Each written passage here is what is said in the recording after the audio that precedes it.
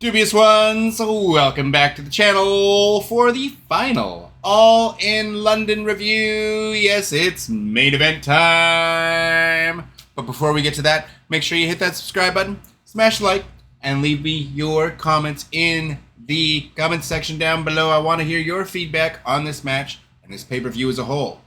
But we are there. It's our main event of the evening as we have Swerve, whose house? Swerve's house. Strickland, the champion, defending his title against the man who put his career on the line. Arguably a really stupid decision when he already had the title match and had no reason at all to do so, but for storyline's sake, gave us some drama here as we had the American Dragon, Bryan Danielson. Yes. Now, Danielson got a beautiful career package before the match, which was a very, very touching tribute, really selling that this might be Danielson's final match. On top of that, we get the final countdown for potentially his final entrance. The fans go absolutely nuts, singing the song the whole way down, lyrics and all. Bree and his two kids are at ringside. He gives them all hugs and kisses. The crowd is deafening for the final countdown. This match really had a big match feel. They're really making Danielson feel like the star that he is. We even got Jim Ross on commentary for this match, and he stated that he signed Bryan Danielson to his first contract over 25 years ago, his first pro wrestling contract. The fans are all chanting yes as soon as the music cuts. This really, again, felt like this felt like the biggest match on the card, with the fans' reaction to this. The way everything was set up, the video packages, obviously MJF and Will Ospreay was a close second, as far as big match feel and the fans' reaction, everything. But to me, this felt bigger. This really did. That package they put together, just the little things like getting Jim Ross on commentary for this big match, Danielson's family in the audience, everything, the announcing of the match, everything, it just had a big match feel to it. It felt like it meant something. Then Swerve gets introduced by his entourage. I'm not sure if the commentators filled us in on who they were, but then Swerve gets a very Black Panther-like theme and walkout, with the drums playing, and then whomever it is that sings Swerve's like entrance theme, they came out. I don't know the name of the band. Again, I don't know if commentary filled us in on this. I didn't hear it, but they all started singing his song, singing him down to the ring. The entire arena was doing the Prince Nana dance. Swerve was just absolutely looked like a champion. He looked incredible. I feel like it was a Black Panther inspired theme that he was going for here. It looked great. I absolutely thought his entrance, again, fantastic. Prince Nana himself was looking very, very dapper with a beautiful white and black blazer and vest on. Nana was cracking me up with his mannerisms, but this really, really did have a big fight feel to this match. You could just feel it in the air. The fans were ready for this. Prince Nana gets on the mic, chanting "Whose house?" with 50,000 plus chanting "Swerve's house" over and over. Justin Roberts gives us a wonderful introduction to the match. Title versus career. Really emphasizing that big match feel for us. Announces Danielson's family at ringside, Buddy, Birdie, and Bree, making me think there's likely to be a spot in the match where Swerve interacts with Bree or the family in some way. Fans are going absolutely crazy, and the bell hasn't even rang yet. Fans chanting Swerve's house, fans chanting for Danielson. The electricity in the air was palpable. As we get pans to the crowd, you can still see the streamers that went off in MJF's entrance hanging from the rafters in the staging above the ring, which was kind of funny. The match starts with a strike fest between the two. All the announcers sharing their Bryan Danielson stories. The fans are going absolutely nuts, chanting for both men. Every strike felt like it meant something. This is a real main event match and main event feel. Despite what some may have said about the build-up to this match, this is clearly the main event of All in London. The fans were all on the edge of their seats. Danielson goes to work early on the left shoulder and arm of Swerve. They trade shots to the outside, reversals back and forth until Danielson hits a springboard front flip onto Swerve on the outside, something we haven't seen from Danielson very often. The fans start chanting, "Yes, yes, yes." They trade momentum back and forth in the ring. As Swerve gets the edge, the fans begin chanting, "Whose house? Swerve's house." They fight into the ropes. Swerve is on the outside and Danielson gets him into a tarantula of sorts in the ropes, but Swerve's able to power Bryan up into a Death Valley driver position on the apron, and as Bryan tries to fight out, he accidentally kicks the ref in the head, and as the ref is down, Swerve calls Prince Nana to grab something, and it ended up being the ring bell that he put on the apron, and then boom, he hits a brutal Death Valley driver onto the ring bell. Bryan Danielson's head smashing right onto that ring bell. It really looked brutal. Fans boo vociferously.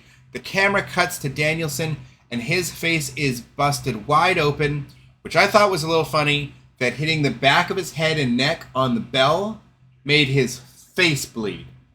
But that logic aside, Swerve gets on the offense, doing the Swerve dance and all, and now is actually getting booed by the crowd. Really actually getting heel reactions now from the crowd, which is amazing. Just goes to show you how into this match the fans really are. Swerve then teases doing the Bryan head kicks as he holds his arms, like that Bryan gonna stomp your effing head in head kicks, but then decides to bring him outside the ring instead. Drags Bryan over to his family to kick his head in front of them. He starts kicking Bryan's head in, and Brie has to cover Buddy's eyes, her son's eyes. He then gets in the family, Swerve then goes over to the family, gets in their face, and then continues to beat down Bryan. A disturbing silence came over the arena as Bryan is a crimson mess. Swerve goes to the top rope for a Swerve stomp, but Bryan reverses into a lapel lock. The fans lose their minds at this point. Place absolutely erupts. Swerve breaks Danielson's grip. They trade a few reversals until Bryan is able to hit a huge clothesline, and the fans erupt again. They are really behind each and every move of this match. It was something incredible to see. Danielson starts hitting his patented offense, and the fans go crazy when he hits his yes kicks. They then pan to a shot of Danielson's family as Buddy is excited and cheering him on at this point. It was really, really cute to see, really funny. Danielson then hits a reverse tiger suplex off the top turnbuckle. Like a reverse tiger suplex, no way to properly brace yourself for a landing on this. From the top turnbuckle, a very, very dangerous maneuver. The fans went crazy, a huge reaction from this.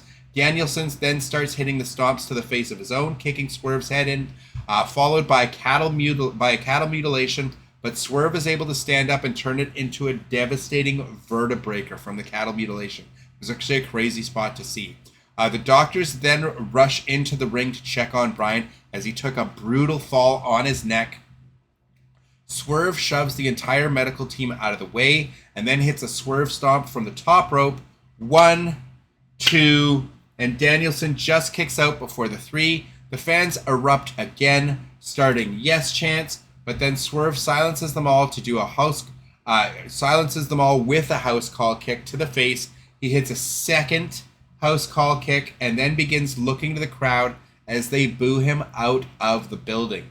They then begin chanting, "Let's go, Bryan. Let's go, Bryan. Let's go, Bryan." But Swerve says no and hits a third house call and goes for the pin. 1, 2, Bryan pops the shoulder up just before the 3, and the fans explode, biting on the false finish. The entire arena starts giving them a round of applause and then starts chanting, "Yes, yes, yes." Swerve then starts giving Bryan the yes kicks to the chance and the yes kicks to the chest, and the fans start chanting "No" with every kick. Danielson, looking at his family as he's being kicked in the chest, begins getting to his feet, getting angrier and angrier after every kick. The fans getting louder and louder. Danielson is a master of working the crowd. He knows he is a professional for so many years. This is why he is such a main eventer. He knows how to get the fans involved and get them emotionally attached to everything he does. And as he was just looking at his family in the eyes, getting angrier and angrier, and that you could see it in his eyes, as he was being kicked, Danielson on his feet, still taking kicks in the chest from Swerve. An incredible athlete, Swerve, by the way. Hitting those beautiful kicks to the chest as Danielson's on his feet, begins yelling, "I love you" to his family as he's being kicked over and over, until he then looks over at Swerve and then just slaps the taste right out of Swerve's mouth. The fans popped so loud for all of this. Danielson slaps him again, then hits some yes kicks of his own until he gets Swerve down into a triangle, goes for the submission. Swerve then tries lifting him from the triangle position, tries lifting him up for a powerbomb and powering out of it, Rampage Jackson style. But Danielson gets out and hits him with a back suplex, rolling through to the turnbuckle, lifting his arms, then getting 50,000 plus fans to chant, "Yes, yes, yes." Very, very reminiscent in the spot of WrestleMania 30 when he won the WWE title and we got his WrestleMania moment all those many years ago. The crowd is going wild as Bryan goes for and hits the Busaiku knee, but Swerve doesn't go down. He eats it and then brushes the dirt off his shoulder and no-sold Bryan's finish and his finish to his WrestleMania 30 moment.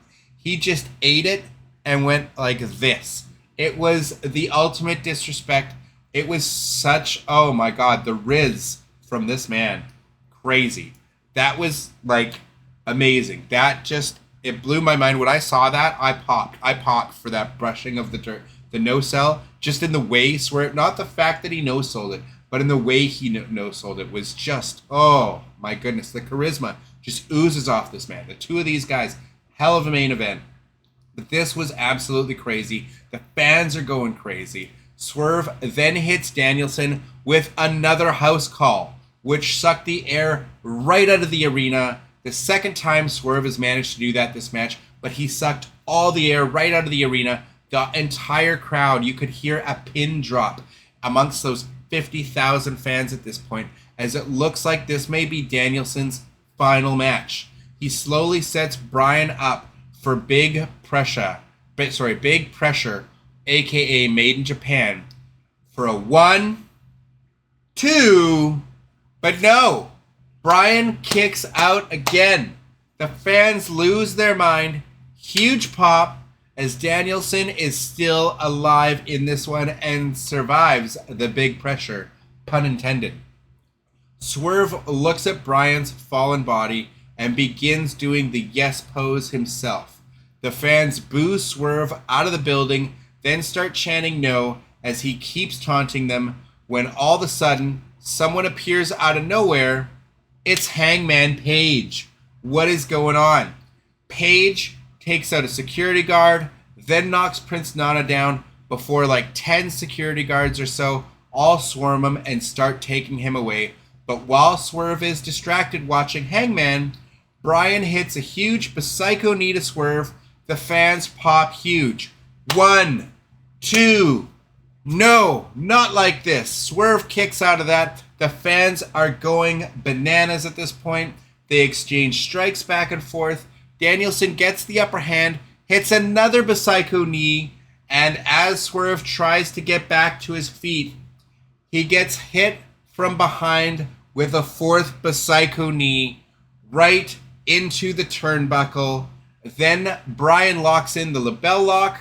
Swerve goes back to the hand fighting to get out of it, but Bryan grabs his fingers, Zack Sabre Jr. style, and just snaps them, like breaks the fingers the way Zack Sabre Jr. does it, breaking the fingers, then puts the arm back, and now he's got a more of into it in sort of a Rings of Saturn style label lock. It looks more like a Rings of Saturn.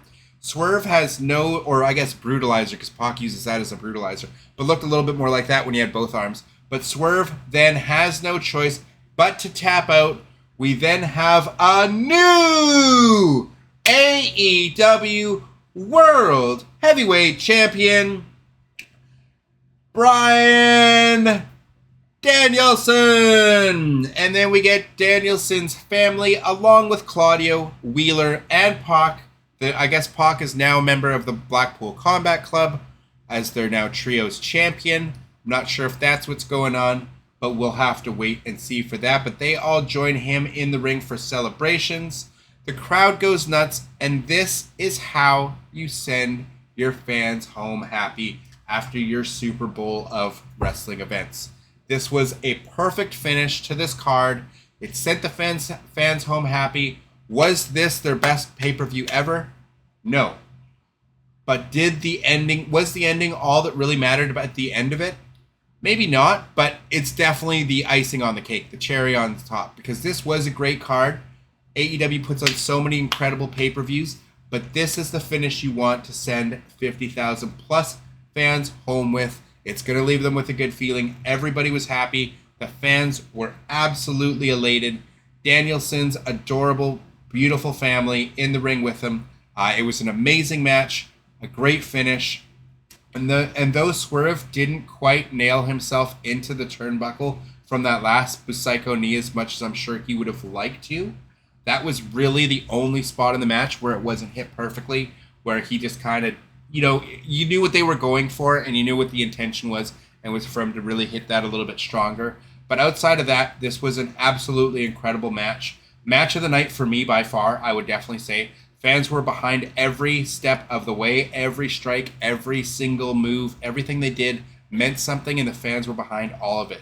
Swerve managed to actually get full heel reactions by the end of the match, even after the fans were so behind him from the start of the match, which is a testament to both men. I absolutely love this match. This was an easy 9 out of 10 for me. Great storytelling, great use of Bryan's family, not too much, not too little. Everything about this match was awesome. Fantastic end to a big show. Not every match hit it out of the park for me, but this one definitely did. I loved it, and I'm happy I get to see Danielson have a world title reign in AEW. It's well deserved. My guess is he eventually drops it to Darby Allin down the line, being another local Washington guy, as I know it's what he wants to do, is he wants to build that next Washington guy to get those amazing reactions he does whenever he comes home, whenever he's in his hometown or home state. But I would argue he's a big star everywhere he goes, especially on a big show like this. This was a phenomenal, phenomenal finish, and I absolutely loved this match. Again, match of the show for me. This was an easy 9 out of 10 for me. Just such a great match, start to finish. They really told a wonderful story throughout the match. They really got the fans to bite on that false finish. Made you really think that this might actually be Danielson's last match. Like, he might be crazy enough to do that and retire in this match. So it was pretty incredible that they were able to get the fans. Did they need the Hangman interference? I mean, it's clear that they're setting up another feud between Hangman and Swerve, as that's a blood feud that's been going on since Swerve really came into AEW, since their first match. They've really had that going on and really continued to build that that feud, even leading up to this when they had the Blood and Guts and they had Swerve and Hangman outside the ring. It felt like they were building that feud then, even though they were going into All In this huge title match. So the build to this match aside, I don't know, you may have enjoyed it, you may not have, maybe thought they could have done a better job telling the story. I thought on the night itself, the beautiful package before the match. Everything about it, this match was incredible. I enjoyed the build to it. Could it have been better? Sure. But I thought this match delivered 120%. This was a wonderful, wonderful match and a great way to send your fans home happy. But I want to know what you guys thought. What did you guys think? Was this your match of the night? Was maybe Toni Storm, Mariah May your match of the night? Was maybe MJF, Will Ospreay, or did you enjoy like the Gauntlet match? I think that's a great gimmick match that they've come up with. It's different enough, but still has those elements of people's favorite gimmick matches, like Money in the Bank and like the Royal Rumble, that you've kind of amalgamated into something and also made it your own at the same time. So I really do think the Casino Gauntlet match has some legs to it and can be something special for them in the future. But this, to me, for sure, match of the night. I loved it. Sent me home happy. And I don't have enough good things to say about this match. I love Danielson, one of my favorite wrestlers of all time for sure. Swerve, I thought, deserved that title run. I wanted to see him hold it to All In. I'm surprised he didn't get it in that first kick at the can when they had him against Swerve and Hangman, but I get them building up that drama, and it helps build the story between Hangman and Swerve even further. I just thought a little bit of an extra time length on his title reign would have been nice for him, but they didn't want Samoa Joe just to feel like a purely transitional champion, and I get that, even though that's pretty much what he was. But yeah, no, I don't think you could have really booked this match much better. It really told the stories it needed to. I didn't really hate the Hangman interference there because he didn't really do anything too much. He got Swerve's attention, but it didn't lead directly to the finish of the match, so I'm happy about that. But yeah, I really enjoyed All In this year. I thought it was great. This was my match of the night. Number 2 for me was probably Mariah and Toni Storm, and then number 3 likely being Ospreay and MJF. The latter match was also quite good. The Darby TNT title match, that was fun. It was just short, but I liked Sting and everything else. But overall, as a card, I enjoyed it very much. This clearly, obviously, being match of the show for me, though. But sound off your thoughts in the comments down below. I'd love to know what you think. And let me know what you think about me reacting. If you want me doing more reviews in the future of certain matches specifically, or of pay-per-views as a whole, as this is something a little different that I don't normally always do on the channel, but this was a big card for me, and I was excited about All In, and I just wanted to do a little something different on the channel, just to test the waters and see if people are interested more in more of my wrestling takes than just video game stuff, since it's been a little while since you got some of that from me. Anyways, Dubious Ones, that's going to do it for this one. Again, leave me your feedback in the comments down below as I want to hear from you.